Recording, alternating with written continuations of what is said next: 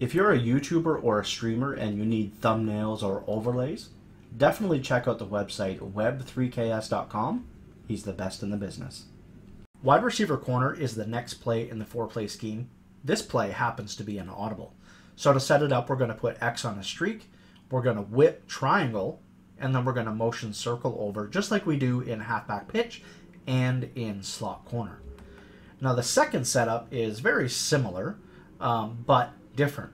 We're going to put X on a drag, and then we're going to flat triangle and motion him over, just like again we would in some of the other plays as well as halfback pitch. So it all comes down to basically high-low reads. Now here it's a 3rd and 31, so I'm really screwed in a certain situation, but I read man coverage, so I ended up audibling to the wide receiver corner, and what I love about the C route, motioning him over, is as you can see, we can end up picking up a big chunk of yards, and it's really a deception route for our opponents. Now here, if they play that underneath coverage, we're not going to be able to hit some of the quick, easy reads, but this is exactly what I want. I want them to play underneath coverage so that we can start to open up square, circle, and in some of the other plays, triangle as well. So as you see here, it's basically a high-low read on either side. Everything is about beating underneath or over the top coverage. That's Madden 18 in a nutshell. Underneath or over top. What is it and how can I beat it? So here they go underneath. We just take the one that we find is our best option. There I took circle and we're good to go. So now we motion triangle over and he's on a flat route. We snap. As you can see, they jump over thinking that it might be the pitch. And again, they play underneath coverage, which is exactly what we want. And we're noticing that right away. Just by how the defender on the outside plays against triangle, I know immediately it's underneath coverage. So now I'm going to change my focus from X to now square and circle. So we wait. Here I see that circle's wide open. I really like circle as my second read just because circle is right near triangle, right? So instead of having your eyeballs go back and forth from side to side and taking that extra time, you're just going to read the field in the same area. So triangle to circle, okay, now X and then square. Now here's a scenario where I really like this setup a lot. Triangle on the whip, X on the streak. As you can see, the streak is really pulling away a lot of zones, and what the streak is doing is anytime your opponent plays a cover 2 with a middle linebacker in a deep blue, it's actually going to pull those defenders away from the other routes. The deep blue is going to follow the streak. The tight end with his in the 3-point stance, basically, you know, I like to refer to that as his hand in the dirt, and they play that type of coverage, they're going to cover X, and that's going to leave these other routes wide open. So here it's a scenario where the user defender needs to decide if he's going to go for square or circle over the middle, because we've got essentially an inverted C route with the motion. So now he goes to circle. We just wait a little bit. We end up playmakering. You know, tight throw, but we still get the completion nonetheless. So again, high-low. Okay, so now we see that the linebacker, instead of it being an outside corner, I already know it's not cover 2 because it's a single high safety. So instead of reading the corner for underneath or over top, I need to read the linebacker. So as I see here, he clamps right down on triangle. I know it's underneath coverage.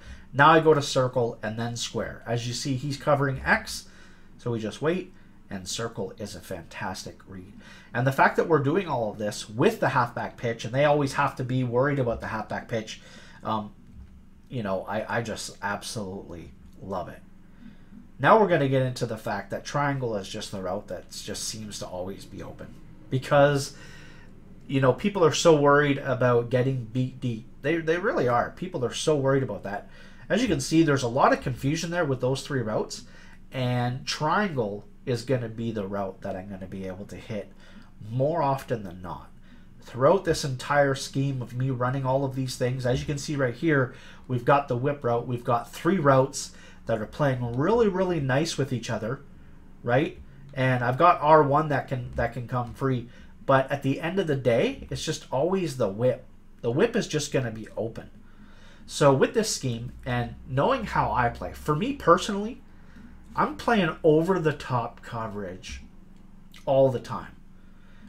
Even on these 4th and shorts and stuff like that, when people are like, oh, well, I know that he's probably going to play underneath coverage, so, you know, I got to do this, blah, blah, blah. I'm still going to play over the top coverage a lot of times. Not every time, but I like to keep everything in front of me and be able to make plays with hit sticks, with, you know, just the fact that they might even drop it, you know, the way that the game plays. So I like to play over the top coverage. And I find that a lot of other people, a lot of other good people do as well, which is why triangle is going to be the route that I'm going to hit more often than not. Because as you can see, square, I mean, it's all about underneath over top. Look at triangle and square. It's the whole game. It's the entire game, underneath or over top. If you just try to sneak it into square, I mean, you're just going to get intercepted. It's all about underneath or over top. That's exactly what that is right there. Triangle and square.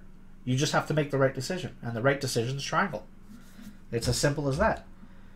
In this scenario, because I'm up 14-0, I decided to try to pass lead to the outside because it was a single high safety in a cover 1, and I ended up getting lucky. But I'm actually going to go back to that play because I was busy laughing. So let's go back to this play. So I got lucky on the one read. Now take a look here. See how I faked like we were going to be pitching to the right, and see how he runs over and he chases like that's what it is that we're going to be doing. And by him doing that, now I have to avert my attention from triangle and circle to now quickly X and square, because he's using the right side. It's basically a situation where you need to throw away from the side of the user.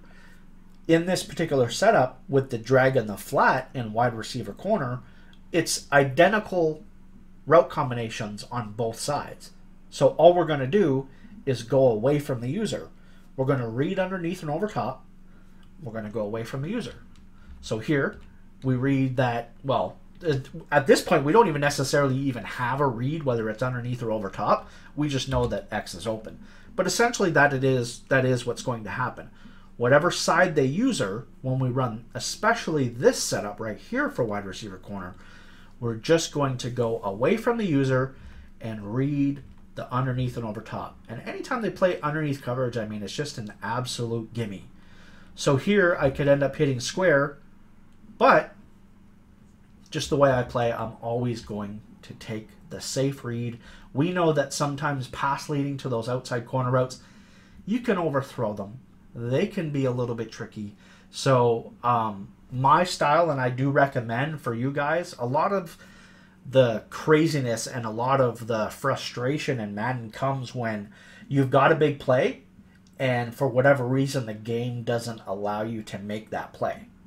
So for me personally, one thing that I've learned to do is to get away from all those frustrations is just take the easy stuff, especially because a lot of people are blitzing, but when they are, they're playing over the top coverage. How many people do you know, good players, that are playing regular hard flats in a cover 2 with a deep blue middle linebacker? Nobody. Everyone's playing cloud flats.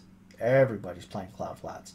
So force them to play underneath, and then we'll take the yards. Because reading underneath and over top, quite simply, is probably the easiest thing to do in Madden 18. Hope you guys enjoy. I'll be back with the last play of the scheme in just a few minutes.